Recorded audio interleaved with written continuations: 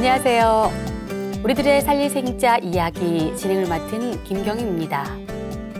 사람들이 천지만 섬기면 살 줄 알지만은 먼저 저희 설령에게 잘 빌어야 하고 또 그 설령이 나에게 빌어야 비로소 살게 되느니라.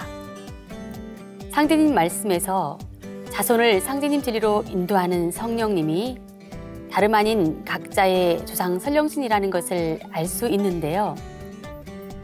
오늘 이 시간은 생사를 넘어 영원히 계속되고 있는 조상님과 부모님의 내리사랑을 함께 느낄 수 있는 시간으로 꾸며봤습니다.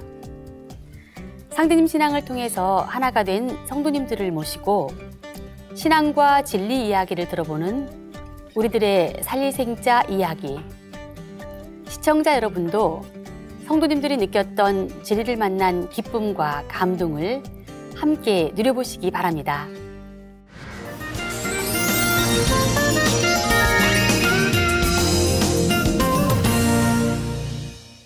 함께 도담 나눌 분들 모셨습니다. 각자 자기소개 부탁드리겠습니다.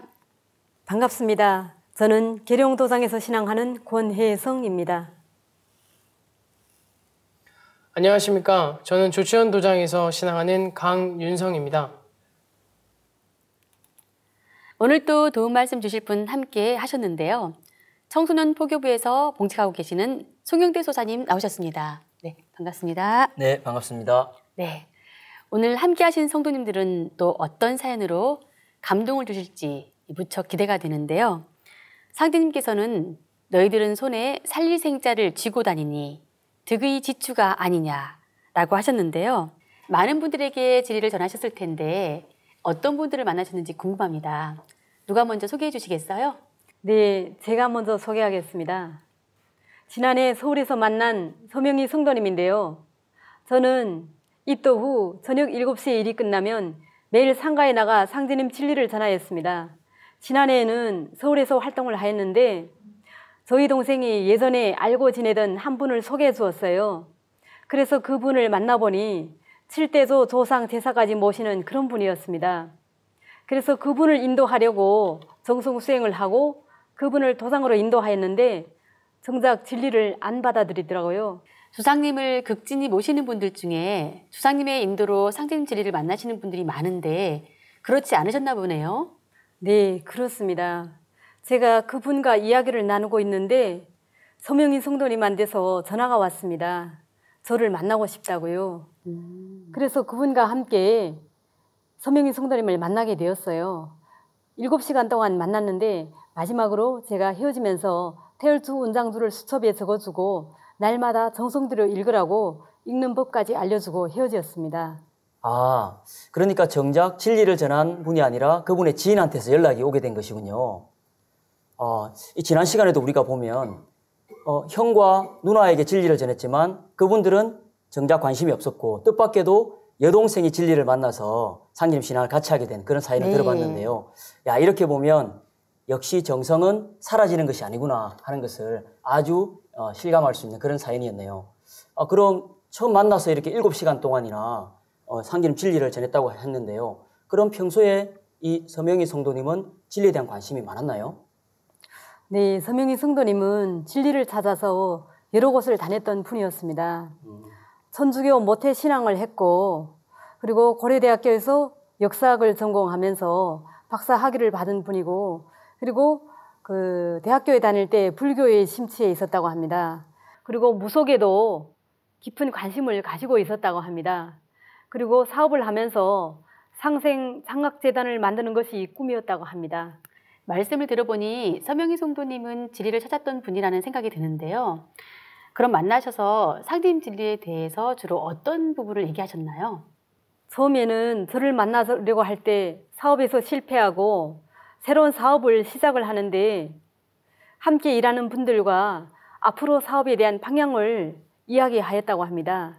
그런데 함께 일하는 그분이 마주 앉은 분이 머리 위에 검은 사람과 똑같이 생긴 검은 이런 그림자가 그 사람에게 이렇게 해라 저렇게 해라 방향을 알려주더라는 것이었어요. 네. 그런데 사업에서 성공하는 쪽이 아니라 실패하는 방향으로 이야기를 하더랍니다. 그래서 이 서명희 성도님이 거기에서 대표니까 그렇게 하면 안 된다고 막 화를 냈대요. 그러니까 그 주위 분들이 서명희 성도님을 이해하지 못했대요.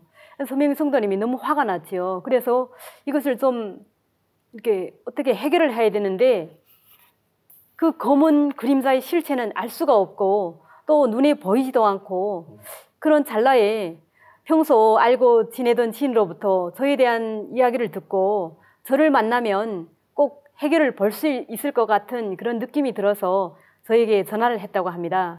아마 그 방금 그 검은 그림자를 이렇게 봤다고 했잖아요. 네. 요즘 이제 현대인들은 눈에 잘 보이지 않으니까 아마 그런 부분들을 이해를 하지도 못하시고 아마 또 그렇게 믿지를 못하신 것 같은데요.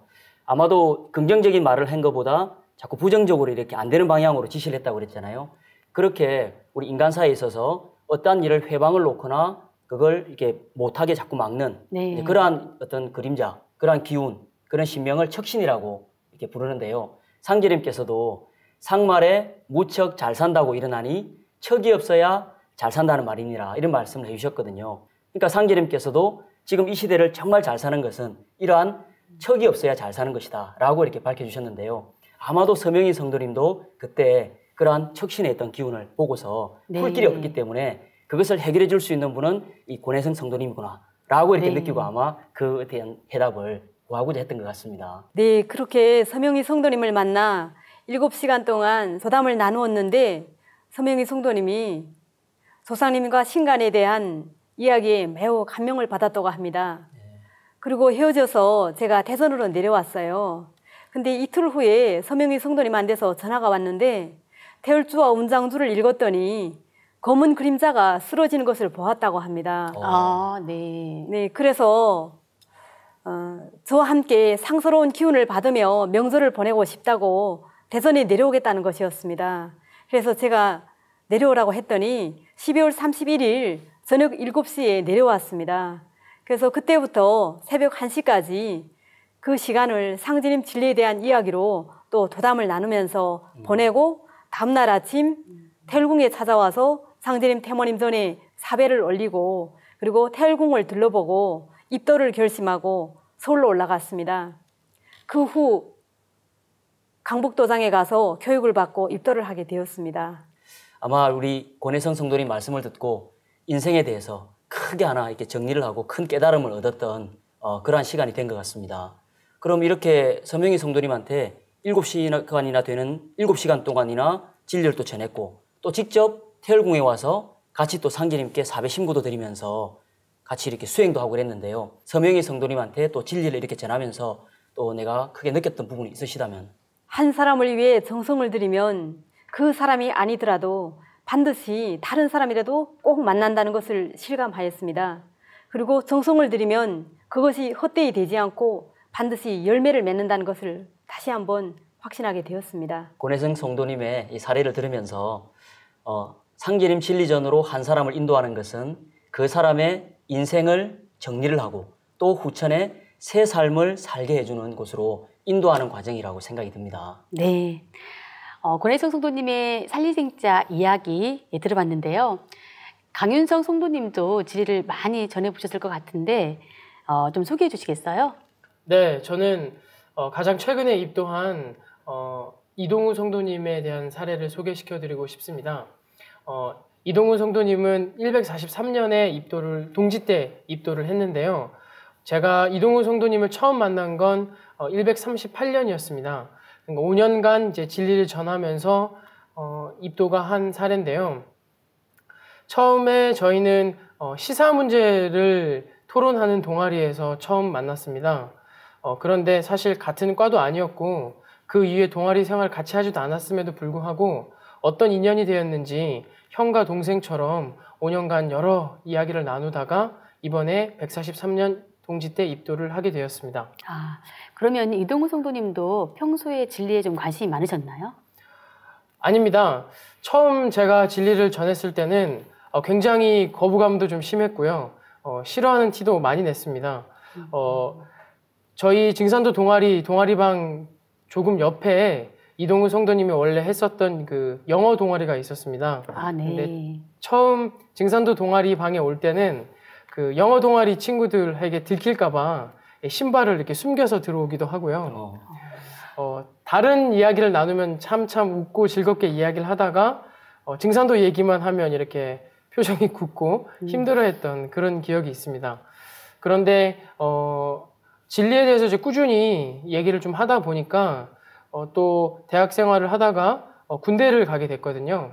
군대를 갔을 때 제가 시사 자료를 이제 2주에 한 번 정도 꼭 이제 프린트해서 소포로 보내줬습니다.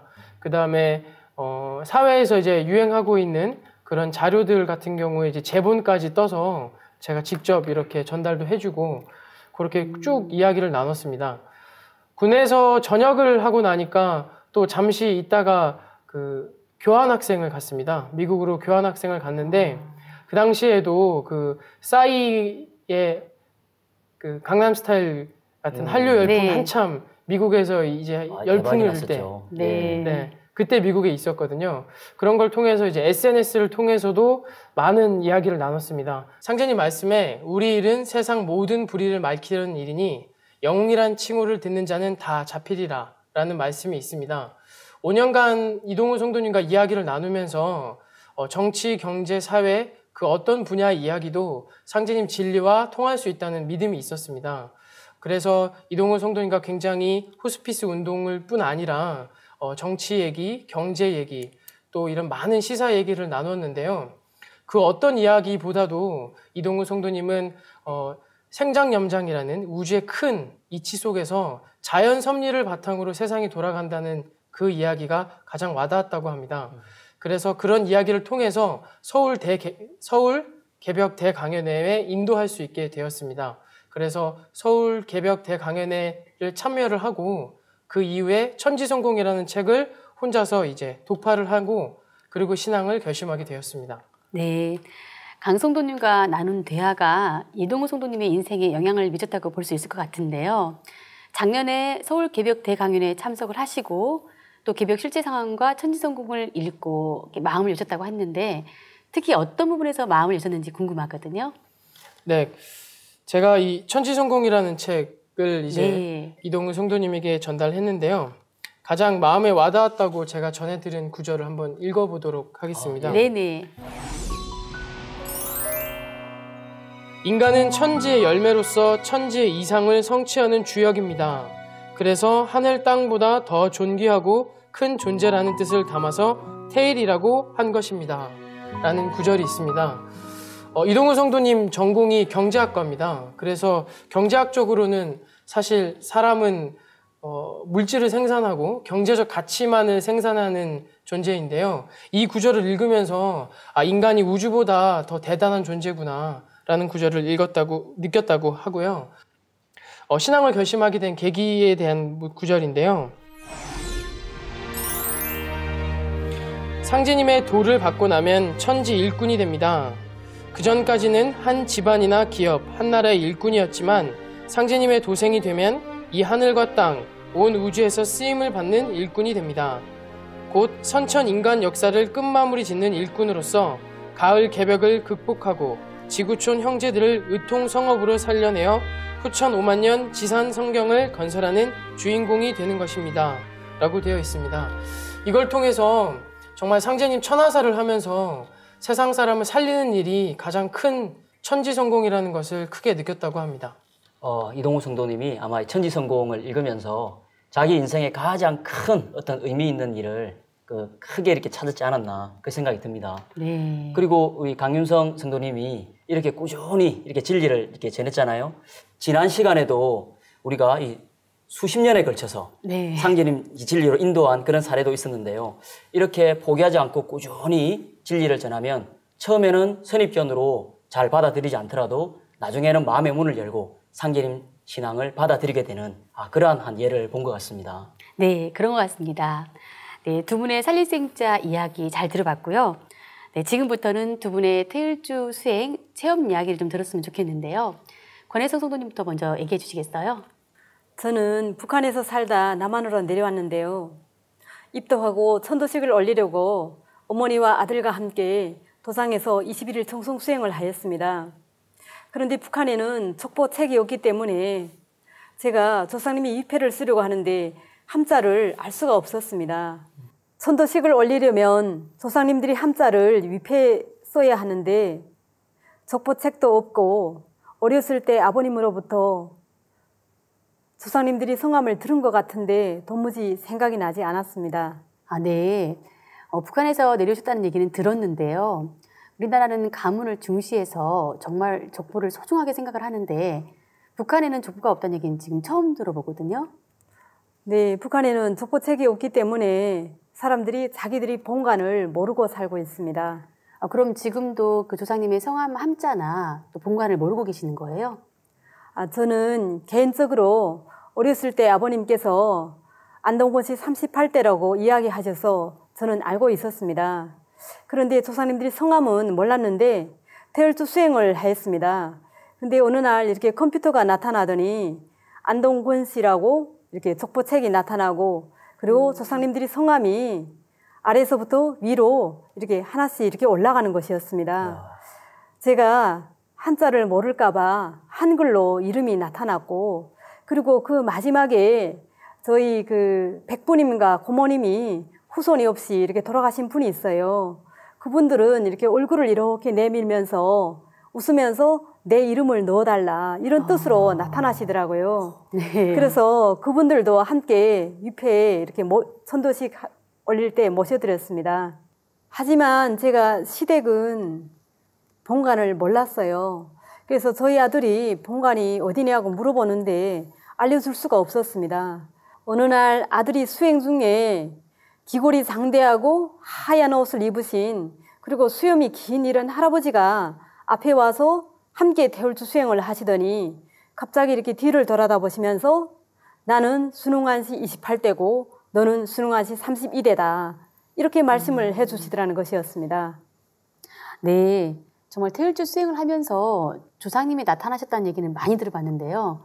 직접 본관을 알려주신다거나 또 이렇게 몇 대 조상이다 이렇게 알려주시는 경우는 굉장히 드문 것 같습니다. 네, 정말로 그 체험이 놀라운데요. 역시 상제님 말씀에도 너희가 나를 잘 믿으면 너희 조상을 너희 설령을 찾아주리라.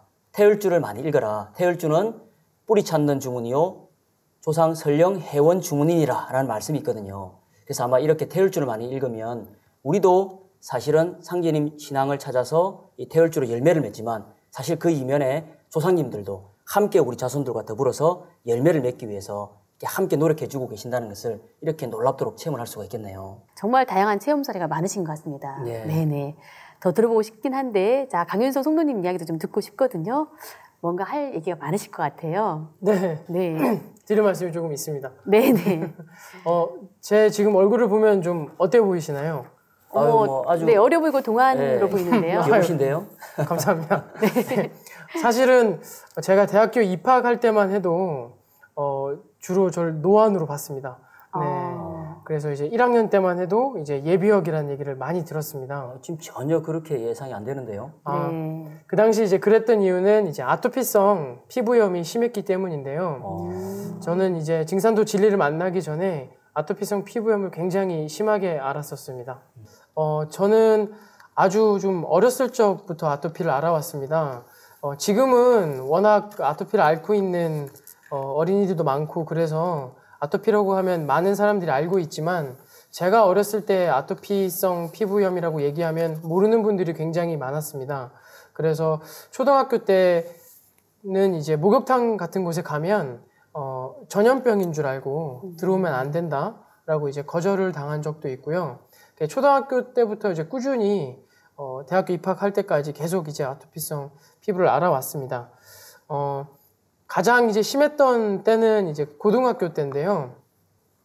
고등학교 1학년 때는 어느 정도로 이제 피부가 심했냐면 제가 이렇게 앉아 있는데 이제 고개를 돌리기 어려울 정도로 목의 피부가 여기가 이제 굉장히 안 좋아서 그러니까 밤새 이제 긁는 거죠. 밤새 긁고 이제 그 셔츠 카라에는 이제 피부에 피도 묻어 있고 그다음에 이제 그 피를 계속 긁다 보면 이제 진물이 나오거든요. 네. 그래서 그런 진물이 묻어 있고, 그래서 누가 이제 윤성아라고 이렇게 부르면 네 이렇게 대답을 해야 되는데 네 이렇게 로봇처럼 이렇게 목을 돌리면 여기가 보여주고 싶지 쓰라리니까. 않으니까요. 예, 그랬던 적도 있고요. 정말 이제 아토피라는 말이 많이 이제 유행하지 않았던 시절이라 당시에 이제 약이라는 약은 다 써봤습니다. 네. 그래서 제가 이제 아토피를 심하게 알았을 때는 아직 한국에서는 이렇게 개발된 약이 많이 부족하고 또 처방받을 수 있는 약이 많이 없었거든요. 그래서 이제 인터넷으로 그 당시에 이제 인터넷으로 아름아름 알아서 미국에서 이제 유행하는 약, 그 다음에 일본에 가면 뭐 온천수를 이렇게 배달을 받는다, 뭐 그런 적도 있었고, 그 당시에는 정말 이제 지푸라기라도 잡는 심정으로 뭐 좋다는 방법은 다 동원해 보신 거네요. 그렇죠. 뭐 부모님께서도 사실은 이제 그걸 이제 진행하는 과정 속에서 저는 이제 저만 아팠는데 사실 이제 가장 고생하신 건 이제 어머니셨거든요. 그렇죠. 네. 저도 이제 기억이 나는데 3학년 때는 이제 제가 너무 긁으니까 이제 밤새 이제 제 팔을 붙잡고 이제 울기도 하시고, 예. 제발 이제 안 긁으면 안 되냐. 제가 이제 아토피 피부 앓으면서 가장 많이 이제 듣는 말이 긁지 마라 라는 말인데, 그게 참 아토피 환자들에게는 굉장히 힘든 말이거든요. 예, 너무, 왜냐면 자기 살을 피가 날 때까지 긁는 정도니까. 먹는 것도 사실은 가려야 된다는 얘기가 있고요. 근데 이제 아까 말씀하셨던 것처럼 가장 힘든 건 뚜렷한 치료법이 없다는 게 가장 힘든 거죠. 그리고 이제 거의 잠을 많이 못 자고, 그 다음에 아까 피부가 경직되어 있는 상태이기 때문에 누가 이렇게 쉽게 건들거나 그러면 굉장히 좀 짜증이 많이 납니다. 그리고 또 사람들이 날 봤을 때 별로 이렇게 좋게 보지 않거든요. 왜냐면 얼굴에도 핏자국이 있고 막 옷에도 핏자국이 있으니까. 그래서 좀 우울했던 적도 굉장히 많고요. 그 다음에 별로 예민하지 않아야 되는데 예민하게 반응한 적도 있고, 한때는 이제 사실 너무 괴로우니까 이게 뭐 해결이 안 되잖아요. 네. 뭐 약을 먹어도 안 되고, 뭐 긁는다고 아픔만 더하고, 그런 과정 속에서 참 제가 고등학교 때였는데 난 이렇게 계속 살아야 되나. 내가 평생을 이렇게 아파하고 평생을 이렇게 괴로워하고 살아야 되나. 네, 근데 지금은 이제 이렇게 웃고 계시지만 정말 얼마나 그 당시에 힘들었을까 이런 생각이 드는데요. 오늘 그 강윤성 성도님의 사례가 지금 혹시 이렇게 지금 TV를 보고 계신 우리 시청자분들께 특히 아토피를 앓고 있는 분들에게 정말 큰 희망이 될 수 있을 것 같거든요. 그럼 구체적으로 이 태울주 수행을 어떻게 했고 또 그렇게 하면서 어떤 변화가 있었는지를 좀 구체적으로 말씀해 주시겠어요? 네. 만병통치 태울준이라는 상진이 말씀이 있습니다. 네. 그래서 저는 일단 도장에서 대학교 때 진리를 만난 이후에 도장에서 이제 상주를 하게 됐습니다. 도장에서 같이 이제 생활을 하다 보니까 주로 이제 새벽에 일어나서 항상 2시간씩 수행을 꼬박꼬박 하게 됐거든요. 사실 처음 수행할 때는 거의 뭐 온몸에 개미가 지나다는 듯 하게, 네, 주문을 읽기 힘들 정도였습니다. 그래서 이 태울주 수행이라는 게 고요히 앉아서 주문을 읽어야 되는 건데, 저는 이제 주문을 읽기 시작할 때부터 이제 온몸을 이렇게 네, 긁는다고 정신이 없는 거죠. 그렇게 시작했던 상주 생활이었는데, 따로 제가 이제 건강과 제 무슨 피부를 위해서 기도를 드린 적은 없었는데, 신앙을 하다 보면 다른 사람을 위해서 이제 기도를 많이 하게 되잖아요. 그런 과정 속에서 기도도 열심히 하고 또 다른 사람의 죄를 대속하겠다는 마음도 먹고 그런 과정을 겪다 보니까 한 3년 정도 이렇게 지났을 때 많은 분들이 저한테 그런 얘기를 하시더라고요. 요새 피부가 되게 좋은 것 같다. 처음에는 뭐 화장품 바꿨냐, 아니 요새 좋은 약 먹냐, 이런 얘기 많이 했습니다. 그런 얘기 많이 했었는데 그런 얘기를 점점 듣다가 보니까 어느 순간에 이제 너 아토피가 이제 없어진 것 같다, 그런 얘기를 듣기 시작하더라고요. 어느 날 이제 최근에 설날에 집에 갔는데 딱 보자마자 저희 고모가 저한테 그러시는 겁니다. 너 진짜 피부가 깨끗해진 것 같다고. 그러더니 이제 온 집안 식구들이 제 팔도 보고 뭐 다리도 보고 사실은 이제 어렸을 적부터 쭉 보셨기 때문에 이 피부 하면 이제 뭐 다들 이골이 나셨거든요. TV 프로그램 보시다가도 전화도 하고 이거 당장 보라고. 네, 그 정도신데 이렇게 다 보더니 정말 다 나았다고. 정말 신기하셨을 것 같아요. 그럼요. 네. 대단히 놀라셨을 것 같아요. 예, 신기한 것도 신기한 거지만 정말 기뻐하셨죠. 예. 그걸 너무 고통스러워하는 걸 다 보셨기 때문에 다 나았다는 것만으로 너무 행복해하셨습니다. 그러면은 그 전에 조금씩 변화가 되는 모습이 분명히 있었을 것 같아요. 그거는 보통 어느 정도 시간이 지나니까 변화가 오던가요? 태열공 집중수행처럼 집중적으로 이제 2박 3일 정도 하면요. 원래 이제 제 아토피 환자들이 굉장히 극건성입니다. 예, 로션을 발라야 악건성이라고 하죠. 예, 악건성입니다. 그런데 이제 수행하고 배례를 하다 보면 이제 예전에 중고등학교 때 운동을 하다 보면 땀을 흘리면 막 긁고 힘들어 하는데요. 오히려 반대로 배례나 수행을 하다 보면 오히려 이렇게 맑아지는 느낌. 마치 제가 샤워를 한 것 같은 느낌을 받았습니다. 그래서 그렇게 쭉 한 3년 정도 하다 보니까 큰 변화가 있었던 것 같습니다. 네, 정말 기적이라고밖에 말할 수가 없을 것 같아요. 네. 상제님께서 내가 이 세상의 모든 약기운을 태열주에 붙여놓았나니 만병통치 태열주니라 라고 말씀을 하셨고요. 또 이 태열주는 수기저장 주문이니라 라고도 말씀을 하셨거든요. 우리 강윤선 성도님은 정말 이렇게 너무나 살아오면서 힘들었던 그 아토피 그 피부염을 바로 이렇게 태열주, 만병통치 태열주로 나았던 걸 직접 체험하신 분이기 때문에 그 이 태열주가 얼마나 만병통치인가 하는 것을 직접 우리가 이렇게 확인할 수가 있는 그런 너무나 감동적인 시간이었던 것 같아요. 이 성도님들의 정말 놀랍고도 감동적인 태열주 수행 체험 이야기를 한번 나눠봤는데요. 자, 이제부터는 좀 더 다른 주제로 넘어가 볼까요? 네, 상제님 지리를 전하다 보면은 다양한 분들을 만나게 되는데요. 특히 기억에 남는 분들이 있습니다. 네, 어떤 분이 있는지 좀 소개해 주시겠어요? 네, 저는 아무래도 가장 먼저 진리를 전했던 제 고등학교 친구인 정민경 성도님이 가장 기억에 남습니다. 제가 1학기 때, 대학교 1학기 때 상제님 진리를 처음 만났는데요. 1학기 때 이제 신앙을 하기 시작하면서 방학 때 집에 내려가면 내가 누구에게 진리를 가장 먼저 전할까 고민을 많이 했습니다. 그래서 이제 가장 먼저 전하게 된 친구가 우리 정민경 성도님인데요. 그 당시에 이제 가장 유행했던 그 영화가 The Day After Tomorrow라는 영화였습니다. 재난 영화였거든요. 그래서 이제 상제님 진리를 받아들이고 개벽에 온다는 걸 제가 안 이후에 그 영화까지 보니까 이제 너무 충격적이었거든요. 그래서 그 정민경이라는 친구를 이제 그냥 무작정 영화관에 데리고 왔습니다.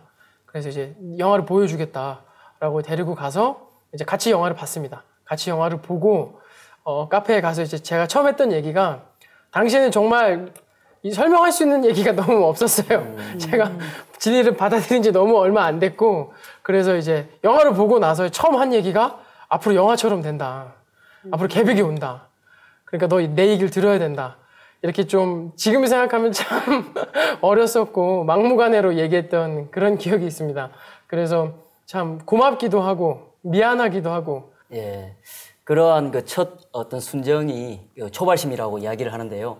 상제님 진리를 처음 만났을 때 내가 받았던 그런 깨달음과 진리적 감동을 나 혼자만 갖고 있을 수가 없어서 내가 주위에 있는 분들에게 하나라도 더 먼저 이렇게 전하고 싶은 마음에 막 이렇게 달려들어서 진리를 전하는데요.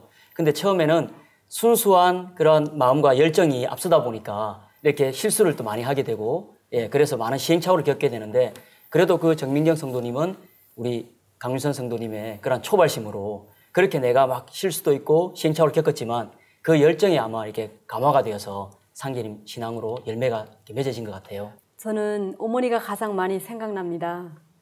제가 어머니 얘기를 하려면 먼저 제가 입도하는 과정을 먼저 설명을 해야 될 것 같아요. 저는 탈출을 해서 북한에서 나와서 5개월 만에 백제병원에서 수술을 받게 되었습니다. 그때 간호사로 근무하던 서혜숙 성도님이 저에게 월간 개벽을 가져다 주었습니다. 몇 페이지 이렇게 펼쳐보니 태상 종도사님이 대도 말씀이 있었습니다. 그 말씀을 읽어 내려가던 저는 너무나도 충격적인 말씀에 정신없이 책을 읽어 내려갔습니다. 이 책이 그때 최숙 성도님이 저에게 주신 월간 개벽입니다. 네. 저기 여기에서 제가 너무나도 이렇게 큰 충격을 받은 그 말씀을 한번 읽어보겠습니다.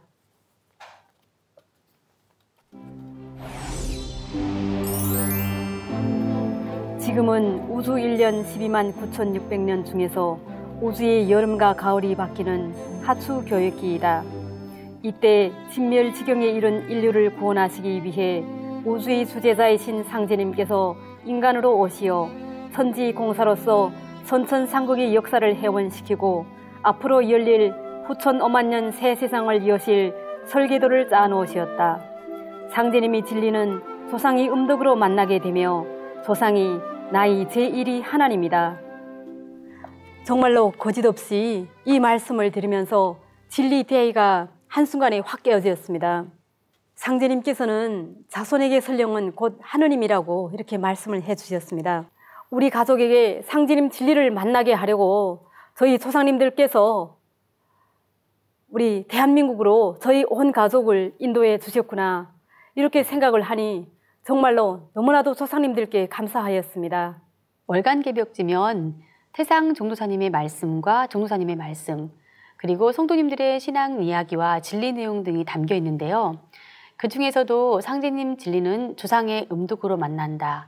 또 조상은 나의 제1의 하나님이다 라는 말씀이 특별히 와 닿았다고 하셨는데요. 어떤 이유가 있으신가요? 저희 가족은 북한에서 12여 년 동안 청수를 모시며 살아왔습니다.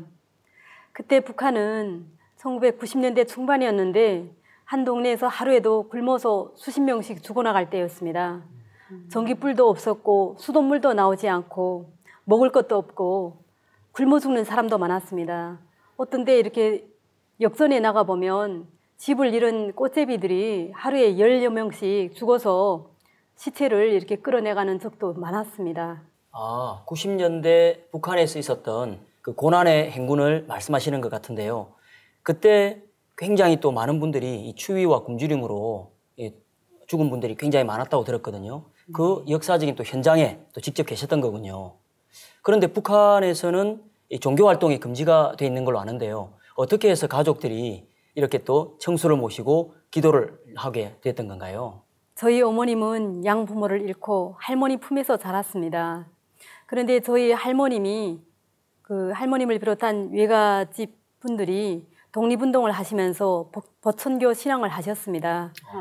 네, 그 모습을 보고 자라셨기 때문에 저희 어머님이 청수를 모시는 법을 알고 있었습니다. 그래서 그때 생활이 어렵고 정말 그 죽음이 길에 들어선 그때 그 상황이었기 때문에 어머님이 밤 12시면 물을 길어다가 저희들을 깨워서 함께 청수를 모시고 기도를 하였습니다. 우리가 이 어려운 상황에서 어떻게 하나 꼭 살아갈 수 있게 한 사람이라도 우리 가족이 굶어서 죽지 않고 모두가 이 어려운 이 과정을 극복을 해서라도 살 수 있게 길을 열어달라고 한결같이 매일 조상님들께 밤 12시면 일어나서 기도를 하였습니다. 제가 그때 장사를 다녔는데 제가 기차를 타고 다녔어요. 어떻게 돼서 또 열차에 오르게 되면 증명서 검열을 해요. 여기는 열차에 오르면 증명서 검열이 없지 않아요? 북한은 어디를 가려고 하면 여행 증명서를 반드시 이렇게 발급을 받아서 차표를 떼고 이렇게 하고 가야 되는데 정말 그 증명서를 받자면 하늘이 별 따기예요. 그러니까 언제 지금 당장 식량은 없고 가야 되는데 먹고 살아야 될 거 아니에요? 그러니까 증명서 없이 그냥 열차에 오릅니다. 그렇게 하면 이렇게 양쪽에서 이렇게 조여들 들어오면서 검열을 하는데 거기서 예를 들어 단속을 당하면 그냥 가지고 있던 짐도 다 빼앗고 그리고 그 강제 노동을 시키고 그렇게 하면 집에서는 가족들이 다 굶어 죽어요. 그래서 제가 열차에 이렇게 올라서 단속을 당할 때도 있었어요. 단속을 할 때면 저는 조사님들께 기도를 해요. 조사님들께 지금 위험한 상황이고 다급한 상황이니까 이 검열에 어떻게 하나 제가 단속이 되지 않게 해달라고 이렇게 기도를 하면 한 3번씩 무슨 기도나 저는 항상 3번을 반복을 했어요. 그렇게 기도를 하면 그 단속을 하는 사람들이 저를 보지 못하고 그냥 이렇게 통과를 하고 그렇게 해서 저는 무사히 열차에서 빠지고 이렇게 해서 또 집으로 돌아오고 이렇게 해서 살아갔습니다. 그렇게 하다가 저희 어머니와 동생이 먼저 이렇게 탈북을 했어요. 중국으로 갔는데 중국도 위험하지 않아요. 하루에도 100명씩 막 이렇게 잡혀서 나오는 사람들이 있었어요. 다 이렇게 포승줄로 묶어가지고 그리고 역전에 이렇게 사람들을 구경하게끔 이렇게 다 세워놓는 거예요. 근데 저는 그때 어머니와 동생이 잡혀 나올 것 같아서 정말 이렇게 매일같이 속이 한숨만에 있었죠. 늘 마음이 조마조마한 네, 그 조마조마해서. 살았군요. 네. 그래서 매일같이 이렇게 청수를 모시고 기도를 했습니다. 저는 집에서 먼저 조사님들께 이렇게 청수를 모시고 기도를 하고 또 밖에 나가서 북두 칠성 바라보면서 또 이렇게 손을 빌면서 조사님들께 어떻게 하나 우리 가족이 중국에서도 잡히지 않고 한국에서 북한에서도 위험하지 않게 그리고 먹고 살아갈 수 있게 해달라고 늘 이렇게 기도를 했습니다. 새벽에 깨어나서부터 밤에 잠자리에 드는 순간까지 그 삶이 그 자체가 기도의 연속이었습니다. 그럼 그 북한에서 이 혼 가족이 무사히 남한으로 올 수 있었던 데는 정말 조상님의 음덕이 결정적이었다고 볼 수밖에 없겠네요. 그렇습니다. 저는 북한에서부터 조사님들께 기도를 하면 제가 기도하는 대로 다 이루어졌습니다. 그래서 그때부터 기도만 하면 조사님들께 진심으로 기도하면 어떤 어려운 상황에서도 반드시 일이 이루어진다는 것을 확신을 하였습니다. 네, 참 지금 이렇게 편하게 말씀을 하셔서 그렇지 사실 우리가 이렇게 탈북을 해서 대한민국으로 넘어오는 과정이 정말 이렇게 쉽지가 않잖아요.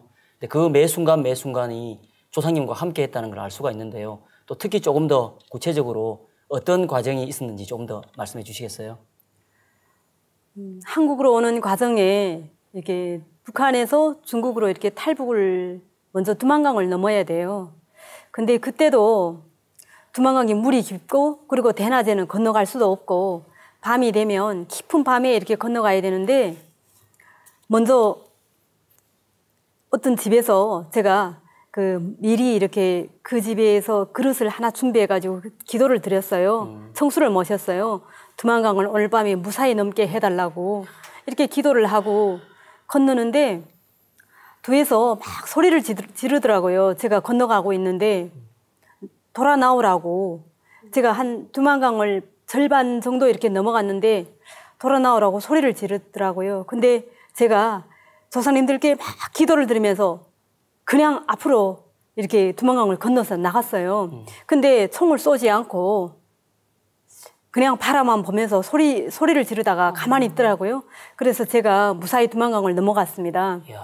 그리고 중국에서 한국으로 오는 과정도 이게 쉬운 과정이 아닙니다.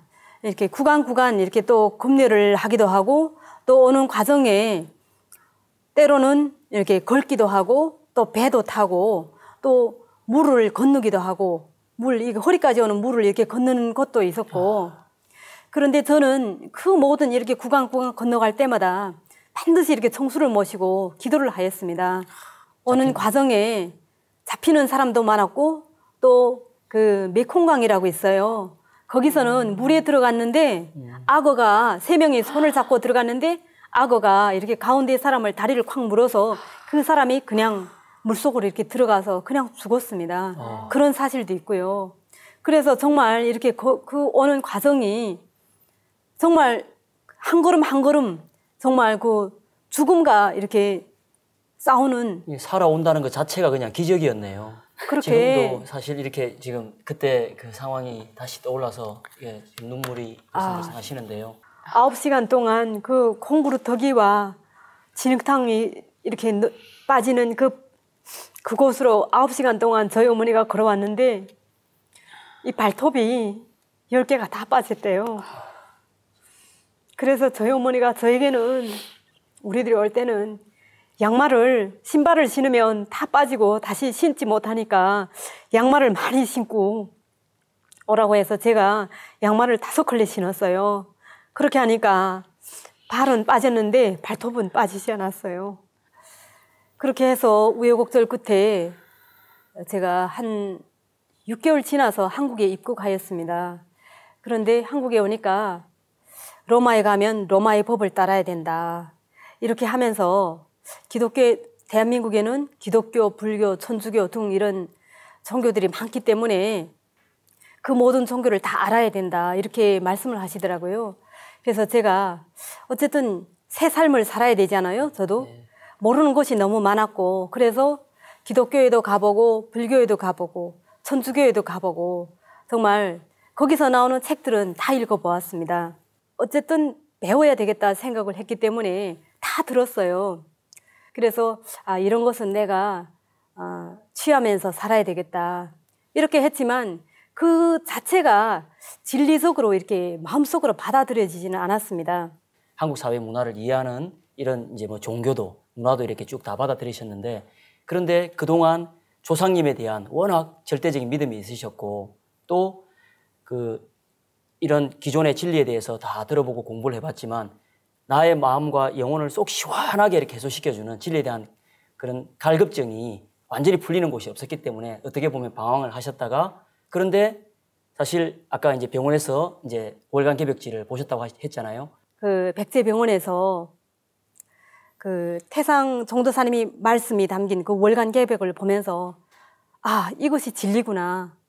그래서 정말 태상 정도사님이 말씀을 제가 읽어 내려가면서 제 마음이 그 사막에서 오아시스를 만난 것 같은 기쁨, 그 기쁨으로 아주 막 정말 그때 감동이란 것은 말로 표현할 수 없이 제가 기뻤습니다. 그래서 제가 책을 지금 읽고 있는데 너무나도 그 좋은 말씀이 많고 그래서 그 월간 개벽을 막 소리내서 읽었습니다. 네. 그때 옆에 어머니도 있고 저희 동생도 있고 아들도 있었는데 그 월간 개벽 말씀을 들으면서 제가 여기도 대한민국에 우리처럼 조상님을 모시는 곳이 있다. 여기가 바로 증산도다. 이렇게 하니까 저희 어머님이 빨리 그러면 거기다 전화를 해서 한번 알아보라는 것이었어요.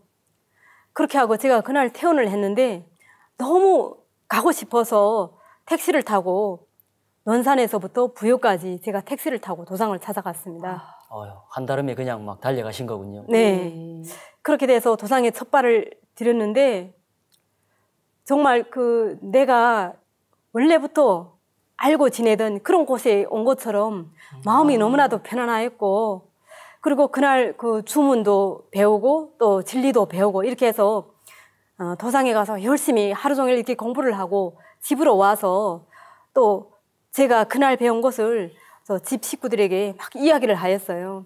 그리고 청수를 모시고 지금까지 우리는 이렇게 청수를 모시고 기도를 했는데 상제님, 태모님께 그리고 천지 일월 부모님께 기도를 해야 된다고 제가 이렇게 기도를 하면서 주문을 읽었어요.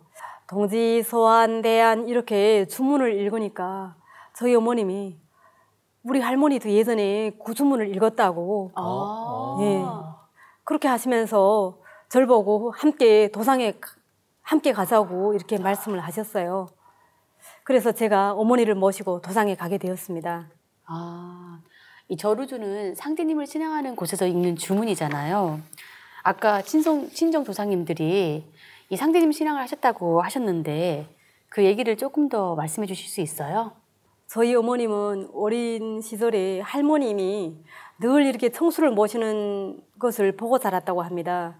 저희 외할아버님이 독립운동을 하시다가 이렇게 집을 떠나셨는데 그때는 할머님이 이렇게 밥상에다 작은 밥상에 그 할아버지 옷을 올려놓고 청수그릇을 올려놓고 밖에 나가서 이렇게 북두칠성을 바라보면서 아들이 어디 가서라든 죽지 말고 꼭 살아있게 해달라고 이렇게 기도를 했다고 합니다. 송영길 소장님, 친정 할머니가 그 상제님을 신앙하셨다면은 그 당시에는 남북한이 나눠지기 이전이었을 것 같은데요. 그때도 북한에서 이 상제님을 신앙하셨던 분들이 많이 계셨나요? 우리나라가 분단이 되기 전에 일제시대였죠. 그때 당시에는 우리나라 전체 인구가 2,100만이었는데 700만 명이나 되는 분들이 이 보청교, 상기름 신앙을 했다고 그래요.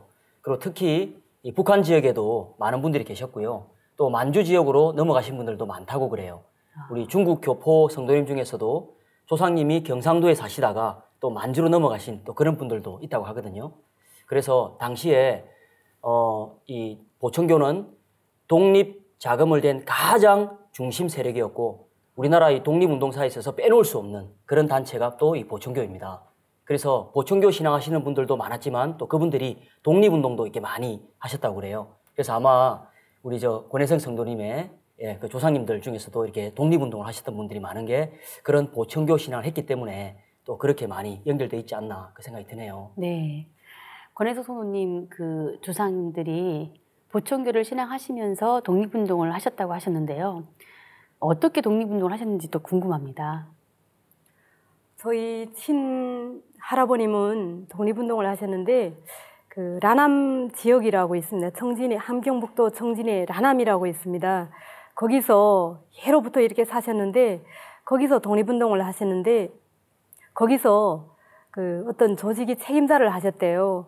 그래서 농사를 지어서 그 지역 사람들과 함께 농사를 지면 식량을 모으고 또 생활 필수품하고 약품 이런 걸 해서 그 산에다 이렇게 보냈는데 그 연락을 하는 분이 저희 백부님이었다고 합니다.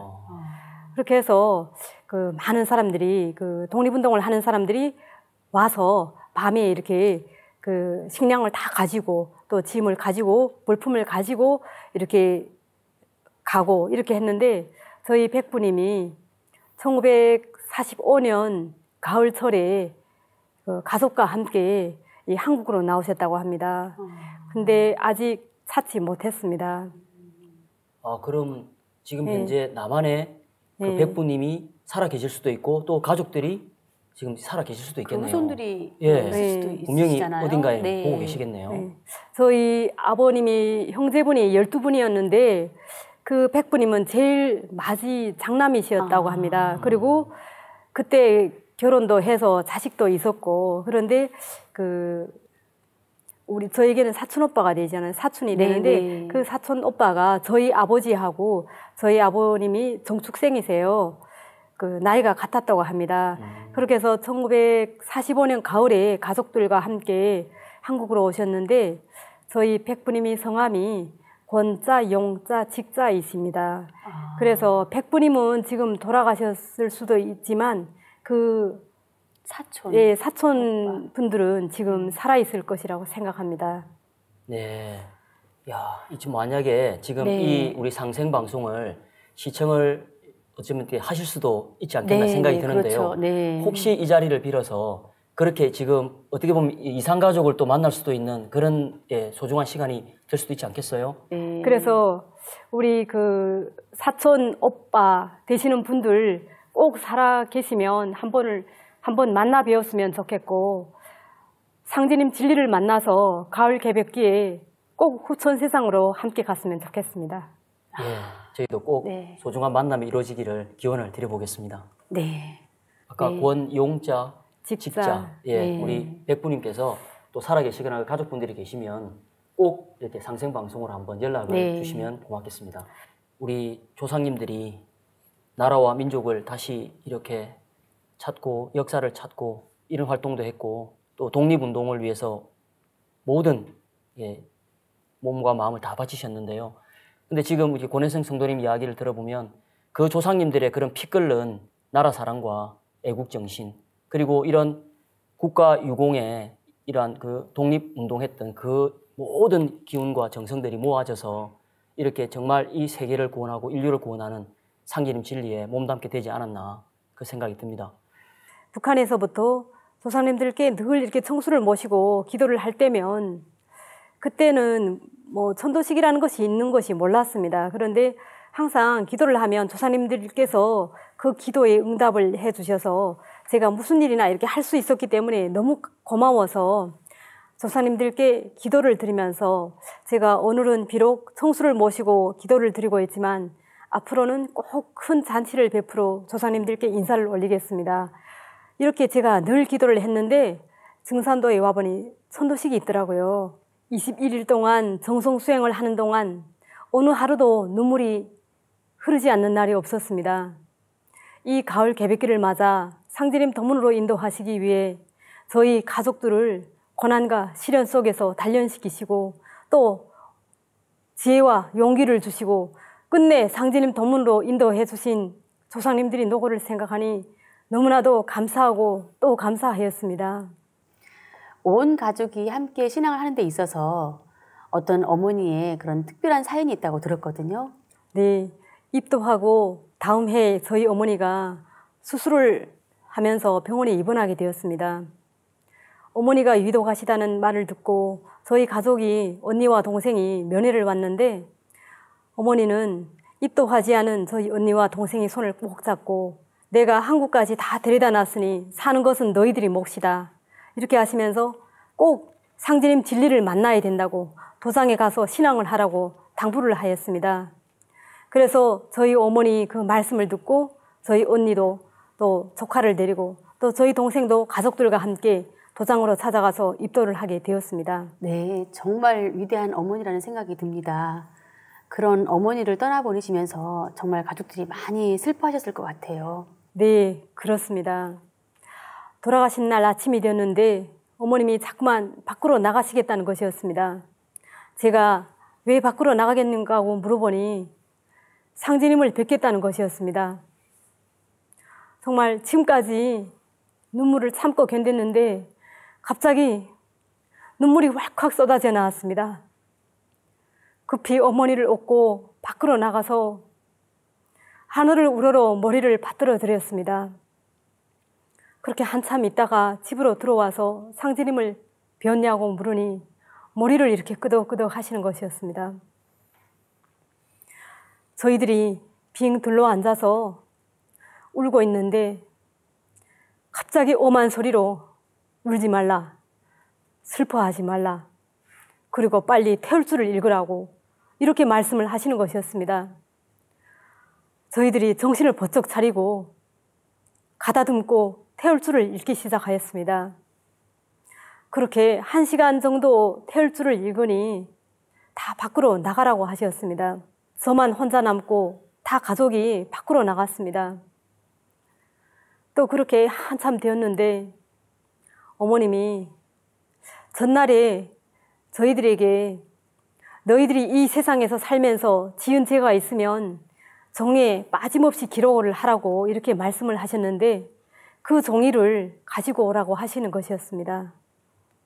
그래서 제가 어제 썼던 그 종이를 가져다 드리니 이렇게 베개를 하고 여기에다 종이를 이렇게 놓고 상제님이시여, 태모님이시여, 저희 이 못난 자식들이 죄를 용서해 주십시오. 이렇게 하면서 기도를 하시는 것이었습니다. 그리고는 그 종이를 빨리 밖으로 나가서 태우라고 이렇게 말씀을 하셨습니다.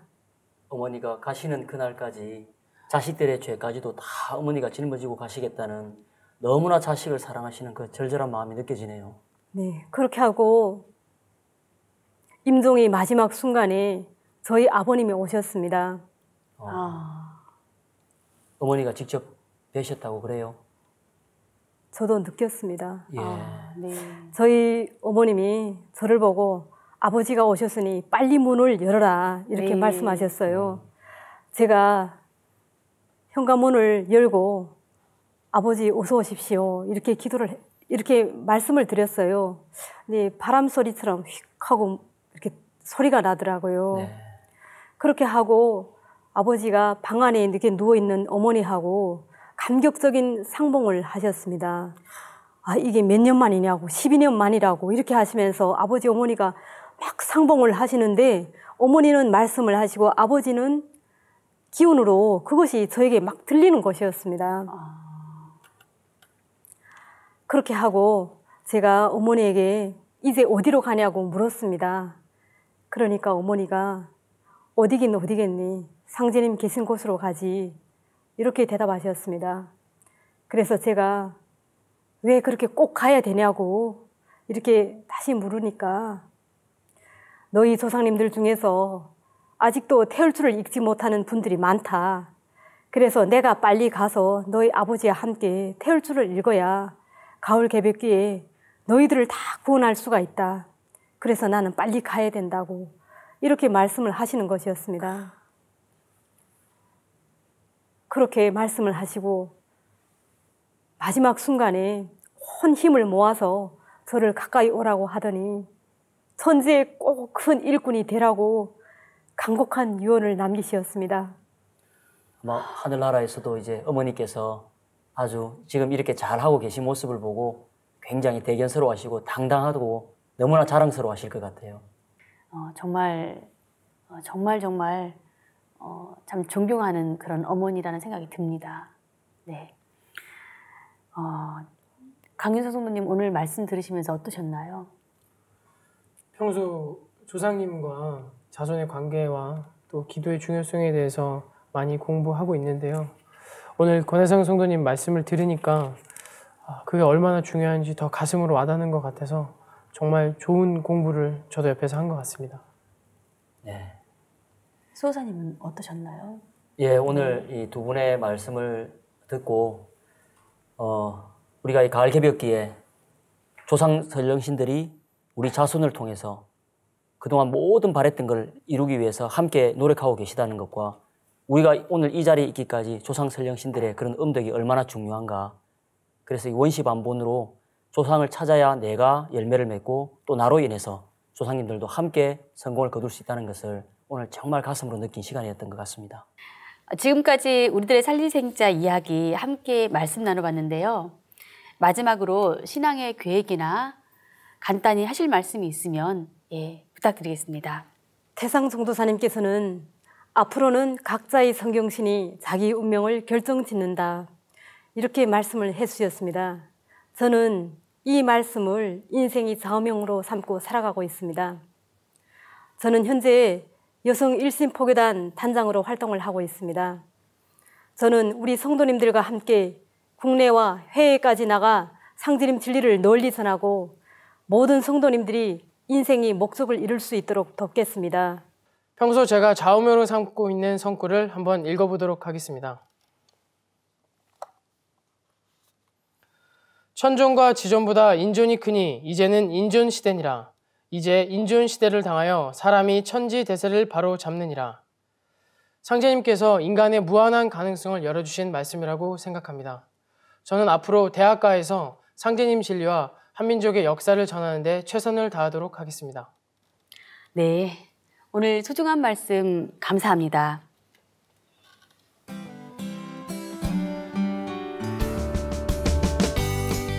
사람은 조상이 제 뿌리이고 조상들은 자손이 싹이자 숨구멍이다. 이 가을 기벽기에는 그 자손이 하나라도 살아남아야 조상도 다 같이 살게 된다. 가을 기벽기에 조상과 자손의 관계에 대한 안운산 태상 전도사님의 말씀인데요. 오늘 함께 하신 성도님들의 사연을 통해서 자손을 후천으로 인도하기 위해 천상에서도 노심초사하시는 조상님들의 애끓는 심정을 느낄 수 있었습니다. 조상님의 음덕을 한시라도 잊지 않고 늘 감사해야겠다는 생각이 드는데요. 우리들의 살리생자 이야기, 다음 시간에 더욱 알찬 내용으로 찾아뵙겠습니다. 시청자 여러분 고맙습니다.